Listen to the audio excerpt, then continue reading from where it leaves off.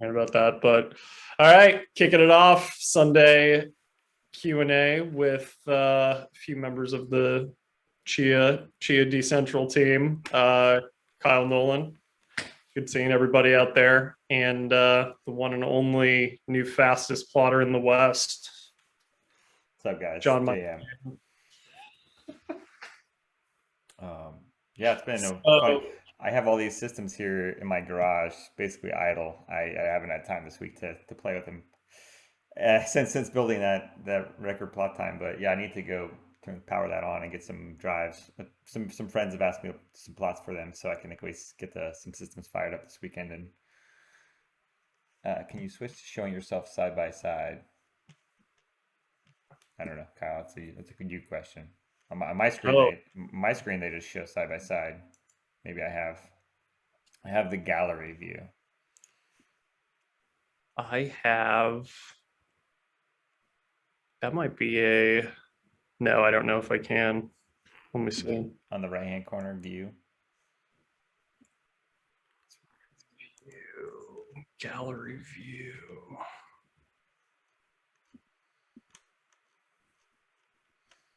Yeah, we can Oh, just. I see it. It keeps diving on me. Oh, there we go.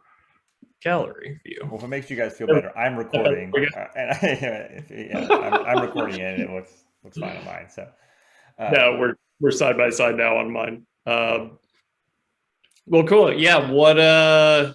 Tell us about the new fastest K32 time. I yeah, think that's most so much to exciting. do this week. I've actually been meaning to learn more about Time Lords, and so I am trying to. Well, anyways, but before I left Intel, I got one of the nice perks of working at Intel was getting 50% off of CPUs, and so I got a new Rocket Lake, the i7 1100 11700K, and so I built that system up like last week, and I was playing around with the time lowered code, and I trying to compile some of the new AVX 512 IFMA. So still have some work to do on that. I haven't had time to dig much in, but I'm like, well, I have this Gen 4 Optane drive. This should probably be the fastest plot time. And so I put that up on YouTube this week if you guys didn't see it, but I got like 9,400 seconds or 2.6 hours for Keiko's 32. So that should be the record as far as I'm aware. Doing I'm fairly sure there's about 5% left that to tweak, but just to give you guys, a lot of people were asking me like, well, what if you just do the in-memory sorting? So there's an old branch of the code in the Chia proof of space code. It's called like RAM, something MJB or something like that. But that does a full in-memory sort. And we threw one of the Chia team members through a 96 core AWS instance at it, and it did phase one in about 2,000 something seconds, 2,000 seconds and change. I have the log here on my computer if I need to pull it up, but so the phase one was actually faster. But just put this in perspective. Like my 8 core Rocket Lake, clocked at all core 4.6 gigahertz, produced a phase one with the Optane drive in about like 3,500 seconds. So in complete in memory, for phase one with 96 cores wasn't that much faster than 16 threads with an 8 core machine, which is actually very surprising to me. But the rest of the process was actually much faster on my machine, which is not shocking, right? A Rocket Lake single core turbos, 5.2 gigahertz, it can probably go up to 5.3. And so the rest of the plotting process, that phase two and phase three, where it's doing the sorting and compression, that's very single threaded right now for the bucket sort. And yep, it's not surprising that my machine beat that, especially with no IO weight and having the fastest storage device running at PCIe Gen 4. So I would actually be surprised if somebody can beat the time that I have. I think there's maybe 5%, maybe doing some exotic stuff. But yeah, the next thing I'm meeting with my old buddies at the Intel Optane team at Intel next week, and they're going to talk to them about testing some of the higher capacity Optane drives, because I would like to see how many with no IO weight and basically the fastest storage device, having a lot of terabytes of those on a machine that can actually produce many terabytes of plots a day is what I'm interested in testing out next. I did just get a new Dell R740 XD, so that's sitting in my garage idle right now, but got the NVMe backplane ordered and going to test that out next week to try to get that to like maybe 13 to 15 terabytes a day.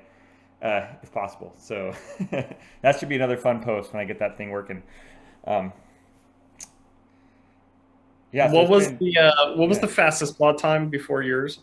Zornox had 10,000 seconds and change on a 5800X, AMD 5800X with a very, I think like 12 drive RAID 0 and SATA, something like that. So yeah, it was, he's got 10, he had 10,000 seconds. I have an AMD 5800X that I'm talking to you guys on right now. This is my gaming desktop. Uh, for the life of me, I cannot, this motherboard I'm on does not let me overclock good. Like I would try to disable their whatever the AMD calls the turbo thing. I've used the AMD Ryzen Master. I've tried everything. Um, I'll just say this will be my next rant for the AMD people out there. Like AMD kind of lies about the overclocking. When you set the all-core max frequency, it reports to the operating system whatever the max frequency you set is, and it doesn't report the actual frequency that the core is operating at because there's min and max power settings to save power. Yeah, so for whatever reason, if you're monitoring the frequency through the OS, you might think that it's actually boosting up, but if you're monitoring it from Ryzen Master, you'd say like, oh, this is actually not. So that was a long way of saying I actually tested the Gen 4 Octane drive on this 5800X system I have, and I got around 12,000 seconds.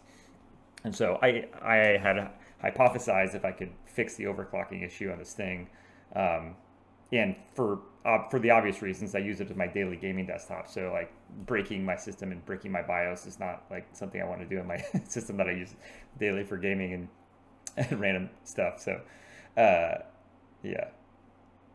Um, Cool. Well, there's I think a ton of questions. We can even just start diving into some of these while we talk through Yeah, let's do it. some of the right. Do you see a need for more tools, apps, utilities around Chia? What would it be nice to have once hard drives are all plotted? Mainly turns into just checking for block wins, but I'm sure that will change. What do you see? What do you hear from kind of the community around tools and utilities being built for the actual act of farming? Yeah, once you have the farm built and actually we're in this spot right now where my farm I'm actually not plotting to anymore. I'm mostly just building for other people and plotting for friends and whatnot. And my drives are mounted read only. It just sits there happily. So really, you want to basically know if something's not working properly. So right now, you have to kind of comb through the harvester code. And I know there's like, by the way, people are probably going to post like 10 apps that I haven't tried that are on GitHub right now for uh, basically parsing the harvester logs and the info logs basically in the debug that goes through and tells you when stuff's working. But you want to know when obviously latencies are high and you're seeing something weird, right, where you are maybe at risk of missing the response to a proof. I'm sorry, response to a challenge. And you want to know, right now that what I have on my farm, I have Smart D installed. And so you can set up the daemon to just basically run a smart health check every 30 minutes or every hour, whatever you want.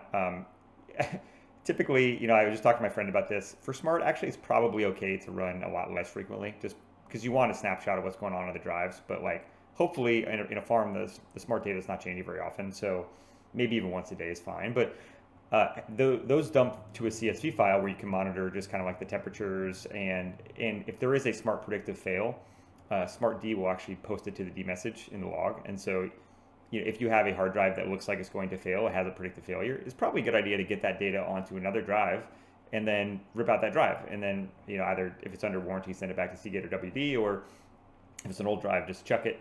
That way you don't lose a drive full of plots. And so that's what I'm going to do is mostly just monitoring. Again, the drives are the most important part of the farm, and that's most likely the thing you'll probably want to monitor.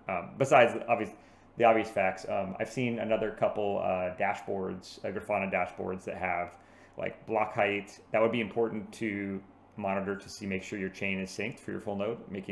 Having a dashboard that monitors block height and monitors difficulty and monitors rewards. Those are all important things to monitor, obviously, for your farm. And you can do that through the Chia Farm summary. And I know that, again, I saw a really cool, God, it's going to kill me because I got sent SWAR and this other thing, this other Discord bot that tells you. Discord bot's really cool. Yeah, I haven't installed it yet. I actually would like to test it out, but yeah, that's the kind of idea, right? Because ideally, I don't want to be SSHing into my farm every day and like monitoring the status. I just want to like have a dashboard somewhere that's up there. It just says, yeah, farm is operational. You're winning. That's great. Or oh no, something's down. Chain's not synced. Go check it out. So Yeah, somebody put cool. two in the chat: Chia plot graph and Chia harvest graph. We'll play around with those. Yeah, actually, so Kyle, I think we have an email right for Chia Decentral. If you guys should send that. Yeah, and especially I know, God, I'm guilty right now. I know we've been wanting to. I know I was sent the names of some of these folks that are writing the software, and I have not followed up with them. We would like to, if you guys want to write an article for the website and get your name out there for some cool software, and I certainly, hopefully, will have time to play around with some more of it on some of these. Now that I have, I'm not running a serious farm at home. It's really just my garage is just stuff tweaking around for fun, so I can play around with it. Yeah, Foxy dashboard I've seen. That looks pretty handy for running multiple harvesters, because right now it's pretty challenging to know if you're like your harvesters are actually all operating correctly if you have many of them. So. But yeah, send it to either of us on Keybase. We have an email, team, TEAM, at chiadecentral.com. Hit us up on Twitter, DM us, copy us in a tweet, something. Yeah, we're happy to feature any cool projects that you guys are working on out in the community that you want to share. If you could do a little write-up, explain what it does, and show a couple screen grabs or even a YouTube tutorial, we would be happy to feature it. That would be really cool. What else do we got? Yeah, there's some questions about that, like around the SWAR Chia plot manager. I have not tested it myself. I would like to. It seems a lot like Plotman, but it looks like it works multi-platform, which is very good. Yeah, so I did see that some people made some YouTube videos about it, so that's good. I will check those. I do want to. It's on the list of stuff to check out, so I do want to take a look. Yeah. Okay. Hardware question: would a 2.5-inch 10K SAS drive have any endurance issues, or can they write pebibytes with no problem? Well, that would be challenging because they can only write a couple hundred megabytes a second. So writing petabytes of data is going to take you a while. So when there's a lot of people, right? So a 300 gigabyte 10K drive before 1.04 was useless because the temporary storage required for K equals 32 was like 356 gigabytes. But now that it's only 256 gigabytes, those 300 gigabyte SAS drives are great. You can actually get them on, I think you can find them on, well I don't know what the price is now because of Chia, but like prior to the Chia madness, you can find them on eBay for $10 each for these old hard drives. And they're 2.5 inch, so you can get a server, an old server that supports 24 bays and put 24 of these in there, and then for the most part you could run 24 plots, one to each drive, and it would be pretty good output, and for really low cost. But yeah, I don't know. One is that, do you care about endurance on a drive that's $10? Probably not. If you break that drive, you probably don't care about that drive. Yeah, unfortunately, yeah, the other ones like these 400 gigabyte SSDs, the SATA SSDs, 6 months ago were $40, $50. So now they're $60, $70. But you can still find them.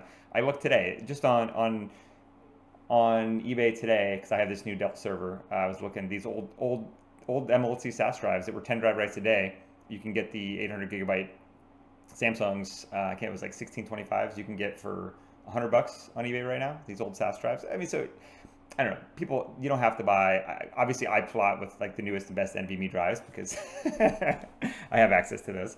Yes, you can. But sure, I like. There's some of these old drives are probably pretty decent, especially for because they're not huge, right? They're small capacity, so you only run 1 or 2 plots to them, and so they do just fine. Yeah, this is a question. I'm just going to answer this because I've seen it in the plotting channel about 100 times, and it's just been driving me nuts with the misinformation.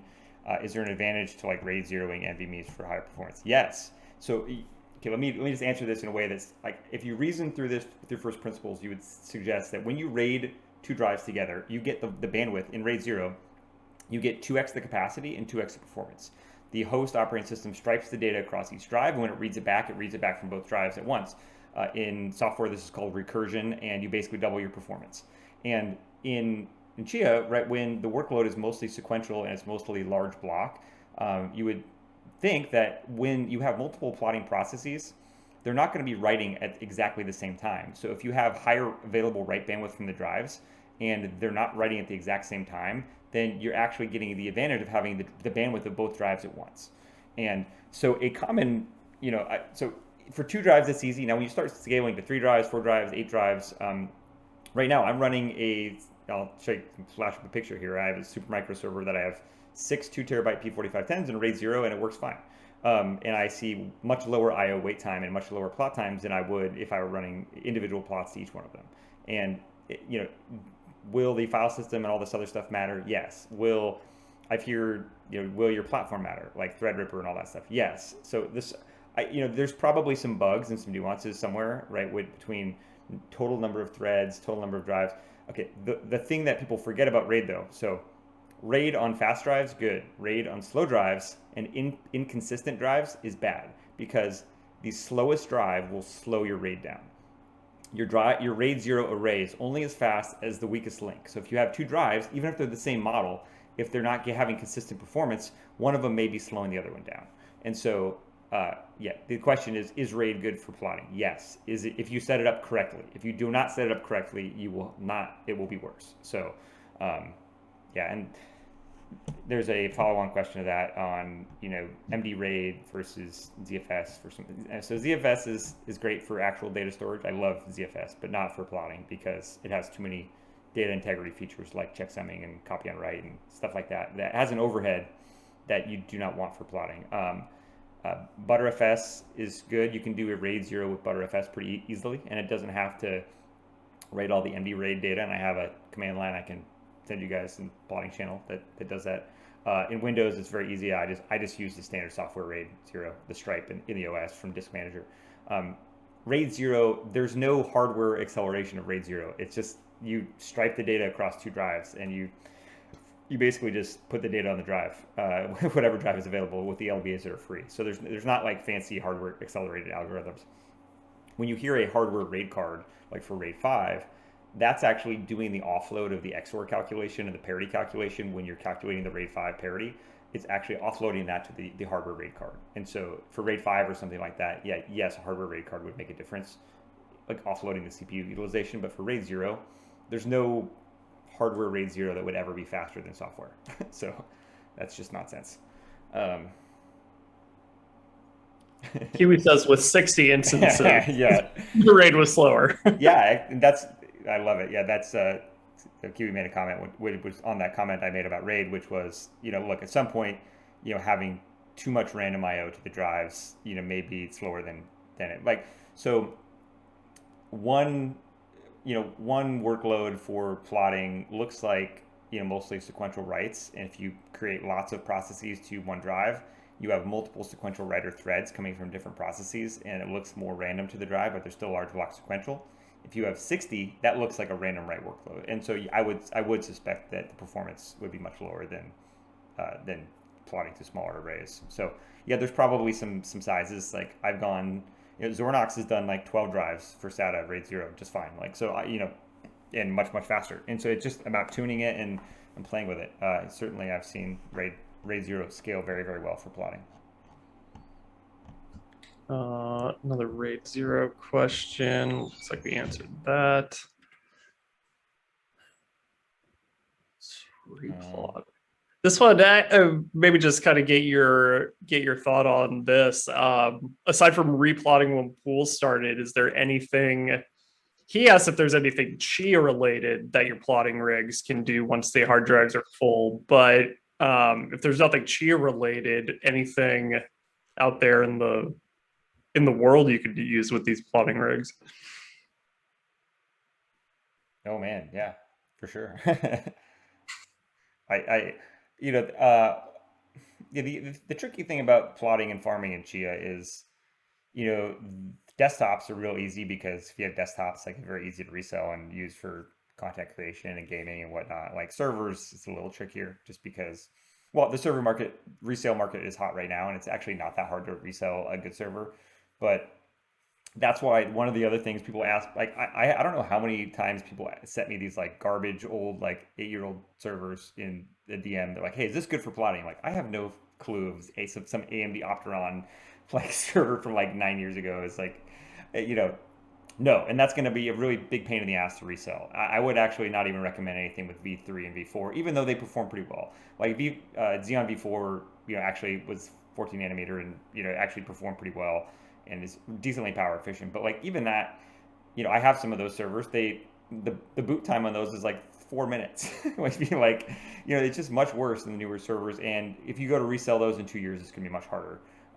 So, but yeah, there's lots of cool, fun projects to do with servers if you're done with the plotting. But ideally, this plotting as a service thing kind of makes sense because a lot of people don't want to buy a bunch of hardware dedicated to plotting just to not need it 6 months from now, because they've plotted all their plots and their farm is full. So yeah, I imagine at some point that this market kind of balances out.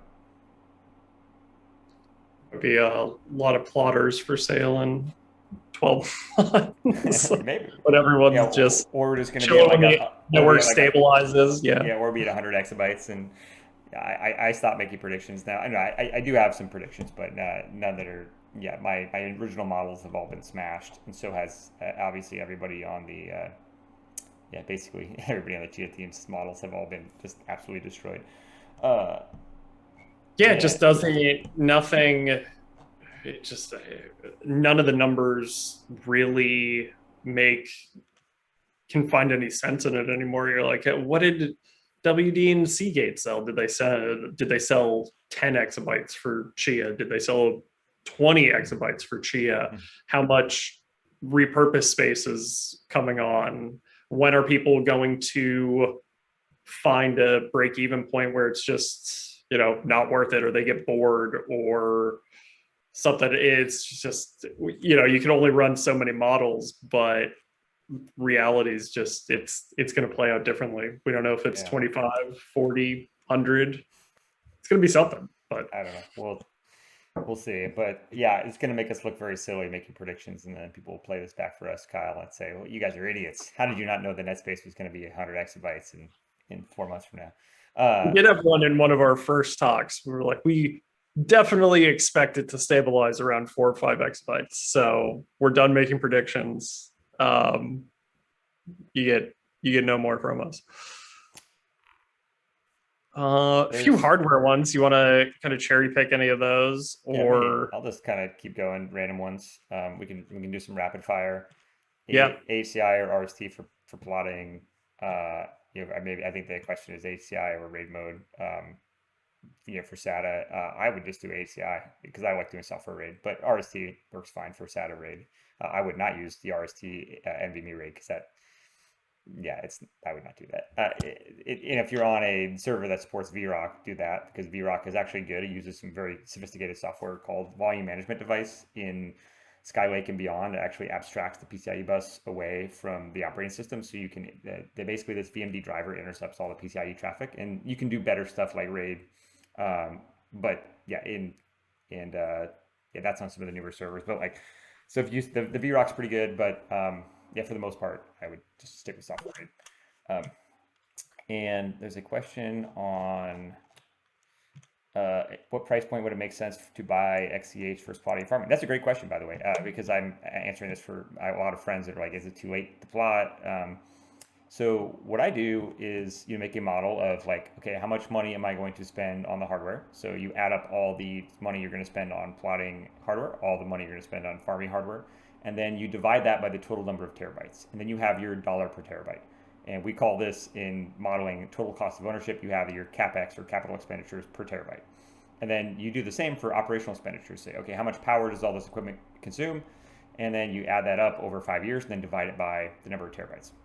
There you have it. You know exactly how much it costs you per terabyte. Now, the cool thing about Chia is that 1 terabyte versus 100 terabytes versus 1,000 terabytes, your rewards are exactly linear. It's not like your rewards are, you don't have economies of scale by having more capacity. Your rewards are exactly proportional to the net space. And so now that you have your cost per terabyte, then you basically just say, what is my expected rewards per terabyte in whatever model I make up for Chia? Maybe my model is that the price goes up 3x. Maybe my model is that it's a 60 exabyte net space in a year from now. Whatever my model is, I just pop it into Chia calculator. I actually, the right way to do this is have a range, like a low case, a high case, and a mid case, and then you create your model and say, what is it for break even? And if you find out today with farming that the cost of farming is actually netting coins at like $150 to $200 per coin, you say, well, actually, that's lower than the cost to buy a coin right now. So if you have the chops to do farming is actually much more cost efficient than buying the coins. Now, there's something to be said about just buying the coins because it's a whole lot easier to just click a button and buy the coins. So for a lot of people that don't have the technical chops to farm, I'm like, you guys should absolutely not start a farm. Like, I have friends that have no experience with computer hardware, and they're like, should I build a farm? I'm like, probably not, to be honest. But 10 months ago, probably yeah. the answer is yes, but Hmm. right now, no. But yeah, Yeah. and it's all modeling and predictions and finding out what you're comfortable with and looking at the hard drive market, looking at the growth rate today, kind of reading and gauging the interest in the community and just seeing how many more new people are coming in and working out an average terabyte per node. Like these are all factors that can go into modeling what you think the net space is going to do, and you can come up with your, slow, fastest models, plug in a range of Chia prices, and figure out pretty quickly what your return on that TCO is going to be. And right now we are at a point where the variance is so high in so many farms, just because at 10 exabytes, if you have it's very, very difficult to have a farm large enough to smooth out those rewards. But once pooling's available, you're going to know exactly what your daily rate of return is going to be based on your terabytes. And it's going to follow Chia calculator, I mean, almost to the dot, especially if you Hmm. look at some of the pools and some of the pool rewards and fees that some of these pools are talking about, from 0.25% to free to flexible to donation. Like they're going to be all over the place. It's going to be very, very competitive. The cost to run a pool or the cost to join a pool is going to be very low compared to what we're kind of used to. And you're going to know what kind of return you get on a 1, 2, 3, 4, 5 year time scale pretty accurately. So, Yeah, yeah, and kind that's of become and like a, yeah. yeah, that's what is going to make this next 2 weeks very painful, right? Because we don't have pools yet. The team is working extremely hard. I see all the back and forth right now on the developers actually writing the code. I mean, everybody's working really, really hard to get the pools out. So I know this is the net space has grown. I had a couple people reach out to me like, look, I have 120 terabytes and I haven't won anything in like a month. Like I'm about ready to give up. And that sucks. Like, we don't want that. That's like the opposite of what we want to do, the Chia community. So yeah, excuse me. Yeah, we're working on it. It'll come. Poor Bram can't even post a puzzle he was working on with Twitter without getting 60 replies asking when pools are going to be available. Yeah, that was funny. Yeah, somebody made a comment on our YouTube, like, the Chia developers have so much time that they're just playing around with hardware and not coding pools. But I don't code, by the way, not very well, I should say. I I code extremely poorly. Nobody would want my code in the actual Chia. So No, no, so no one that wants would to be bad. join. No one wants to Uh, join the pool I thought storage that was share. funny. Um, okay. There's a few hardware ones. Do you want to go Yeah, there yeah, or sure. Yeah, there was a question, a really easy question, just on like, for JBODs, like, is there a kind of max capacity per drive? No. Some JBODs actually advertise, oh, this JBOD supports, 500 terabytes. They just had some marketing guy at the time that said, oh, we have 10 drives, and whatever. They just calculate the number of drives times the number of max terabytes, whatever, whenever that was released, and then that's what they use for the max capacity. I know Synology is very guilty of this, so no, for the most part, you know, sometimes if you're buying these brand new 16, 18 terabyte models and you have a very old JBOD, they haven't been tested, but for all the Supermicro ones I've had no issues with any of the new drives in old JBODs. So, and I'm using lots of 16, 18 terabytes. So, but yeah, I'm sure that there's some incompatibility or firmware issue somewhere out there that somebody will hit. Just when people are mixing and matching all this hardware, you're bound to hit stuff like that. Um, Yeah. So yeah, there's a question. I'm not even going to read the specs, but it just basically I have this system with X amount of cores, X amount of memory, and this much capacity of flash. How many plots should I be making a day? Uh, yeah. So ideally, right, you want most of the time SSDs are going to be the most expensive part of the system, and those will likely be the bottleneck for the amount of capacity. You basically the way I would do it is take the number of cores in the system, physical cores, not threads with hyperthreading, and say physical cores, then multiply that by 3,400 megabytes, and that's how much DRAM you need for the system. So like a 32 core system, like 120 gigabytes of DRAM is sufficient. And then you say, okay, I'm going to take that, 32, 32 processes, and then multiply it by 256. And there we go. You get 8.2 terabytes flash, and then you say, great, that's how many SSDs I need. Maybe you need a little bit of space, obviously, because SSDs only come in nice even capacities. Yeah, and then ideally you just want to tune it so there's not a whole lot of IO weight, and you're getting reasonable plot times, and you'll see very good scaling on your total terabytes per day per system. This reminds me about a very excellent topic that I've been hearing a ton of nonsense on in the plotting channel as well, which is the staggering. And I know even people are making like these tools where they can view the staggering and all this stuff. So staggering is there's two reasons to stagger, right? One is because phase one is multi-threaded, and you have an imbalance of CPU, DRAM, and flash on your system, and you want to basically get faster plot times by speeding up phase one in a way that you can basically have no more than one plot in phase one at a time. So let me tell you why this is not such a good approach. So ideally, if you just think about it from first principles of saying like, how am I going to produce the fastest plot time or fastest total output of terabytes per day per system, all you really want to do is have every core on that system busy at all times and not be bottlenecked as much as you can by the flash. DRAM and DRAM bandwidth, it's important, but it's usually not going to get in the way. Generally, you're going to be CPU bottlenecked or SSD bottlenecked. And so for the CPU side, you want that core running at whatever the max frequency it can, the longest it can. So getting your turbo and your BIOS settings and your like overclocks correct is actually a huge important part of plotting, because that's going to, if you have a 40% faster overclock as far as per core frequency, for sustained frequency, your plot times and total output of that system is going to go up 40%. It is one of the most important things you can do. And then having that math with SSDs, so you're not seeing a bunch of IO weight. It is so okay, back to the original point. So staggering is really not that important. People ask me, like, what's the right stagger? The right stagger is none, technically.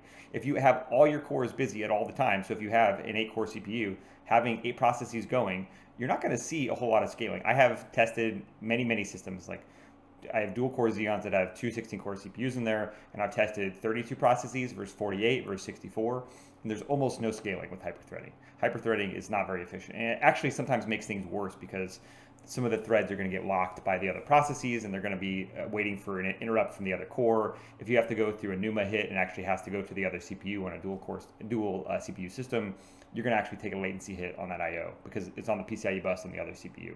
So for the most part, the only reason I stagger is to make sure the destination drives don't get hammered at the same time, right? Because the actual bandwidth on hard drives is about 200 megabytes per second, so you don't want to be thrashing a hard drive with a bunch of sequential writes at one time. But yeah, people, answering the question of like, what's the right stagger? Honestly, it shouldn't make a difference. If you're running a saturated system and you're saturating all your cores, it shouldn't make a difference.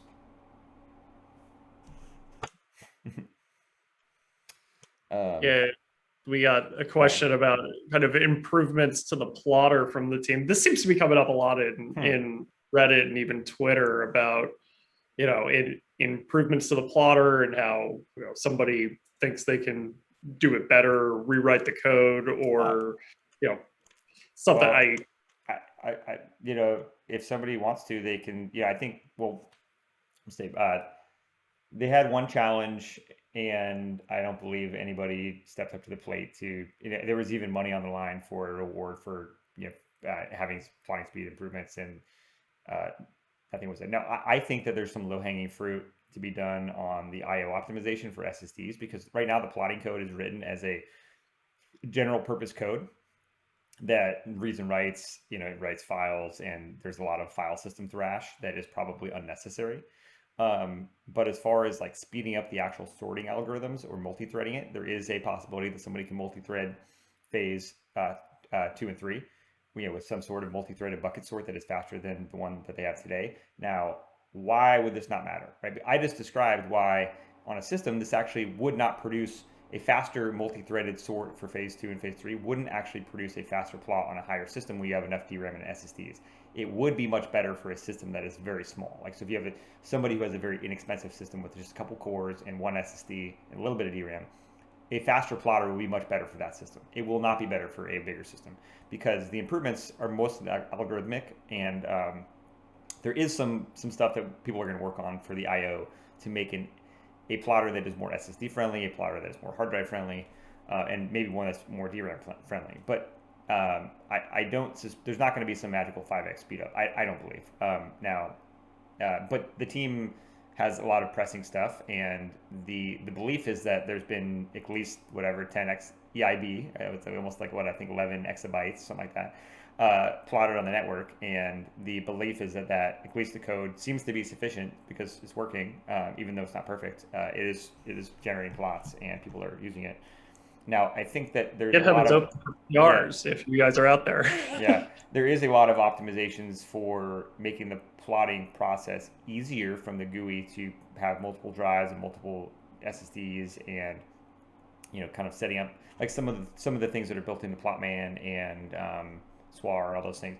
The Chia team's totally open to building some of that stuff into the actual code. It just hasn't been like a super high priority, just because the team's getting pools out. So it's not like the team forgot about plotting. It's just that there's other stuff that's pressing.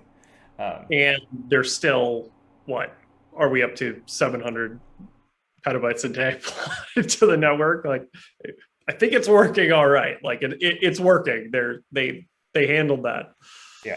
But improvements, they're out there. But yeah, like you said, it's a relatively small, nimble team that is pumping out versions and pumping out pools. So let's see. If there's not anything interesting, I think everybody wants to know if you saw any YouTube videos that pissed you off this week, or saw any Reddit. I did see one. Yeah, I don't know. Did you guys see there was the Chia forum guys were laughing because I was up late one night ranting in the plotting channel, and they took a screenshot of it and put it in the Chia forum. So are we gonna call somebody out? I will. I don't actually know them, so I'm gonna feel kind of guilty on throwing them under the bus here. But this is the video. Can you guys see what I'm sharing? Yes. This is the video that just set me off last week. By the way, I know nothing about this guy. He might be a great guy. His other videos might be fantastic. I've literally watched half of this video, so I'm just going to tell you what I know about this video. It starts the video out great and says, hey, the sustained bandwidth on NVMe SSDs is pretty important, blah, blah. Here's how they measure it. Here's the cache, how the cache works, blah, blah. So it actually starts out pretty good. And then he goes in and makes like two absolutely terrible assumptions.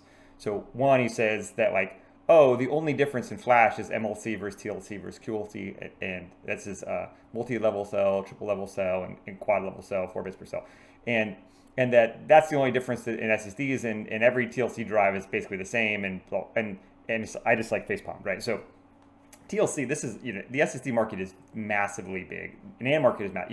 You have NAND and eMMC or an NVMe SSD in your phone, in every laptop. And so the NAND quality is very, very different between vendors, between die size, between process technology, between 3D NAND layers, between 2D NAND versus 3D NAND, between package, how many die you're actually going to put in a single package, and then whether you're putting that on a consumer SSD or a data center SSD. So TLC NAND actually varies from about 1,500 cycles all the way to 10,000 cycles. That is a huge range. So to just assume that all drives are the same is absolute nonsense. So that's one thing. And then two, he says something along the lines of like, this terabyte written thing is totally not important, and vendors, it's like nobody knows how to measure it. I'm like, like no, like what? Yeah. So one, SSD vendors absolutely know what they're doing, and the TBW on your spec sheet comes from a site called JEDEC, and they have a spec called the JESD 219 specification, which is basically how consumer and enterprise users actually benchmark the endurance on an SSD. And basically, you're rating your total TBW for the drive over the 3-year, 5-year period of the rated life of the drive in this workload that is defined by JEDEC. And for the consumer workload, they specify on the site. And then consumer drives and data center drives actually have different requirements for the end of life retention. And typically in a data center, they don't care about end of life retention because the drive doesn't need to have data integrity. And so end of life retention means how long can the data be stored after the drive is powered off without data corruption or data loss.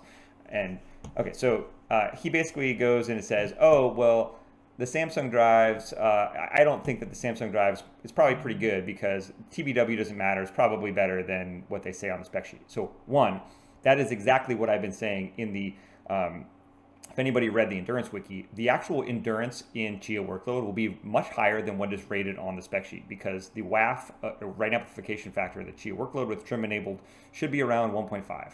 And so the WAF of your drives, when you look at the rated TBW on the spec sheet, is somewhere around 5. So I suspect that you may get 2 to 3x more write endurance of total terabytes written than what's on the rated spec sheet of what other drive that you see. And by the way, you don't have to guess. This is all actually in that spreadsheet in the wiki that tells you exactly how many plots you can write to the drive before it wears out. And so the other thing that I noticed that is pissing me off, and it's become apparently obvious that the people that are manufacturing some of these shitty ass brand consumer SSDs, they have no fucking clue how SSDs work. And their firmware they're using is the stock firmware from Phison or Marvell, and they track percentage used in NVMe Smart with host writes. This is not how you track SSD endurance. You actually track SSD endurance with program array cycles, and that's you multiply that by the capacity, you divide it by the write amplification factor, and you have your total terabytes written. And I believe that Samsung is a large SSD vendor. I believe that they do this correctly. And so when people are writing data to a Samsung drive and they're saying, well, I'm noticing that my percentage used is not incrementing as much as some other drive, because Samsung is doing it correctly. I hate Samsung, by the way, but in this case, they happen to be, they are a big SSD manufacturer, and they know how to do this stuff. So if you're using some shit brand, is it a fairly good chance that they're not correctly reporting the percentage used in the Smart? Yes, actually, even from what I've seen, it's pretty likely. And so that video pissed me off because he almost had some good recommendations and then blew it with two absolutely, just abusive things about like, yeah, we don't know what TBW is and it's made up. SSD manufacturers make it up. It's like, no, they don't. Okay, I swear we don't. I've done this before. Yes, and for a reason. And somebody had in the chat has a question that says, should we trust Smart percentage use? If it's an Intel drive or a Samsung drive, it's probably right. I don't know for these random ass no name brands, I have no idea what the firmware does. So what Smart percentage use should actually be tracking is the total percent used. If you find out that, and this is very easy to calculate, right? If you found out that you've written, 600 terabytes and your drive supports 1200 TBW and your percentage use says 50%, then your drive is just calculating it based on the host writes, not on the actual SSD writes. That's not the correct way to calculate this. And so it's a very easy thing. Now on Intel drives, you can actually do a command, and I'll show you. It's a smart, in NVMe, it's a sudo NVMe Intel smart log add, and you can basically get the additional smart log, and it'll actually dump the NAND writes and the host writes, and you can calculate the write amp on the fly of any workload. And so I do this very often. This is how I know the write amp of the Chia workload, because I've been measuring it. And Kiwi's giving me shit. Tell us how you really feel. Yes, SSDs. This is my. I'm not the expert on all things, but I'm fairly confident when I talk about things about SSDs because I worked in the industry for 12 years. So I am fairly certain when I talk about some of those things. So. Well, thank you for that. I know JM versus random YouTube guy that's talking shit about G or talking shit about SSDs. You guys better watch out because it's open season. You're all fair Yeah, game. send me if you guys have some videos that seem like absolute nonsense. Send them my way. I actually don't have time to keep up with all the. Now now I feel really bad because I don't have the name of the guy. I watched. There was a couple videos that were very good on setting up PowerShell for plotting in Windows, like writing a script in PowerShell for plotting in Windows. I thought that was a very well done video, and he actually had a one video on SSD Endurance that he was using the wiki and reading the wiki properly. I'm like, thank you, this guy gets it.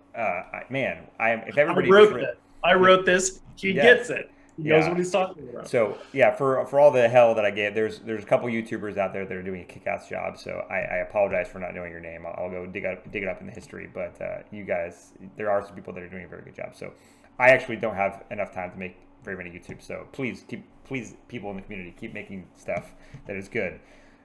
The And volume of YouTube videos coming through is kind of shocking. I know a lot of the people are just trying to snag affiliate money and see what's hot, but it's crazy. My whole YouTube recommend page is just YouTube plotting and farming videos. Are just you can't keep up with it all. Oh man, we got a bunch pour in during that. I know I was ranting so much that I stopped reading questions. So let's go. I gotta pause here for a second. Got it. Here's what I don't know. It's been kind of new since you started officially at Chia, but just how kind of has that been? Maybe anything you can talk about at the culture or getting a behind the scenes look. I mean, I know you probably can't share too much. It's been moving. There's a lot going on. I think, and I don't think that that's surprising to anybody. As far as like, obviously the company works with their investors, and we're working with many partners. And that's what I do on my day to day is working with storage partners. And they obviously the NetSpace growth in the last 2 months have been piqued all the storage vendors' interest, and I am getting a ton of inbound on people that want to learn more about Chia. So that's how I've been spending my days in the last 2 weeks. Has mostly been fielding many questions about plotting and farming, what Chia is, and letting lots of these companies that are very interested or have people that are people trying to farm or plot on their services, and they want to know what the hell's going on. So I can tell you, And now that yeah.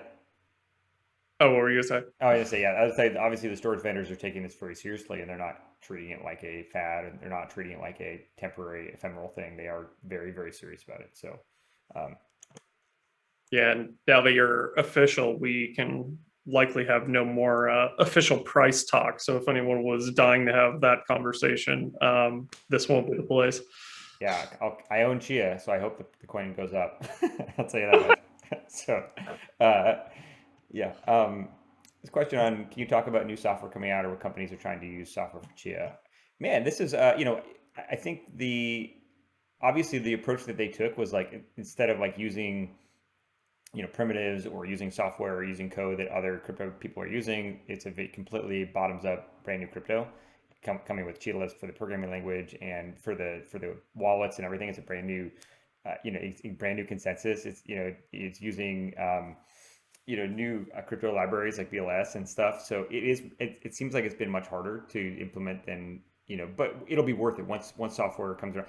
Like everything, it's only been 2 months since mainnet launched. I think people will start building wallets. People will still start building applications in DeFi, on top of Chia Lisp. It will all come. It just, I actually have not been monitoring very closely what people are building, but I hope, yeah, we will have some people working at Chia doing ecosystem development and lots of people doing Chia Lisp stuff. So I will definitely be monitoring it at some point in some capacity. But yeah, there is there's having this. So it's like the iPhone App Store, right? Like if you're an app developer, you're like, I'm going to go build an iPhone app because that's where everybody is, and everybody has iPhones, so it's easy. If I build an app, people can go download the app on the App Store. Like Chia, now that it has like hundreds of thousands of nodes, like that's a very good base platform for people to go develop applications and software for, especially because a lot of people are consumers that have the full copy of the software running on their desktop. And so the more people that have Chia coins, the better the ecosystem is, the more that it's valuable for a developer to go develop software on top of Chia. And so we've already got the people. So now it's just people are, I'm sure, frantically trying to build some software. Yeah, you got the people, and I've been monitoring the dev channel, and there's a lot of people. Yeah, the first kind of impression I get is that there is a learning curve with Chia Lisp. So, don't be surprised if it does take a couple months or, however long to start seeing some applications start coming out of it. And it could be just as, as not simple. I don't want to trivialize it, but a rate limited wallet, or when you start seeing some of these applications that are going to be built on top of that, then that's really where the growth and expansion of the community comes from. I'm sure that there's going to be some development communities popping up that are going to be doing YouTube videos and ideas and tutorials outside of just the Chia team. That's how an open source crypto project works. It's kind of up to you guys in the community to foster that environment and kind of beat the learning curve and train each other. So it'll come, but yeah, 2 months pass. It's not, this isn't just building on top of Ethereum or building on top of Bitcoin. It's brand new, and I think once more developers find out, Bram Cohen's got a new crypto project he was working on. There's going to be some developers that come in, probably even developers that don't have any cryptocurrency experience in the past. So there could be kind of a fresh set of eyes on this project. So we're just really excited to see what starts coming through in the next couple of weeks, months, years. Boy, there's lots of good questions. I'm probably gravitating more towards the plotting and farming questions because that's where I have spent obviously a ton of time. But I do like everybody else is asking very thoughtful questions. There were some questions about bucket size. For the most part, drives are not IOPS bound. So if you're using a hard drive, the bucket size might make a difference. But it's really hard because when you go from buckets of 128 to 64, you double your DRAM requirements. So if you have a system that has lots of DRAM, I took a system and tried 128 buckets, even with lots of processes to a RAID 0 volume, 128 buckets with whatever DRAM it took, and then twice the amount of DRAM with the 64 buckets, and the plotting time was the same time. It gave me no usable benefits. So I don't know. Is there some cheese down the hole? Maybe, but I would not waste any time there. There's a question on when do you think Chia will become an actual payment method used somewhere? I mean, that is the team's vision. They are, again, it goes back to that point I mentioned about just having that base, like having a decentralized cryptocurrency as the base, and then having lots of people in that ecosystem. Yes, like people will be building mobile wallets, and you can't use an actual payment until you have a mobile wallet. But those things are coming, and I believe that they are going to come faster than they would have. We're only 2 months into Chia being a real cryptocurrency, so yeah, I mean those things will all come, and that is the team's vision to actually have it being used for international transfers, for banking, for industries, for payment channels, all kinds of stuff. So yeah, I think it will. And step one of that is the most decentralized secure network, because ultimately that's going to be the network that wins out as digital money, as programmable money. And you kind of got to walk before you change the entire landscape of how values transacted globally.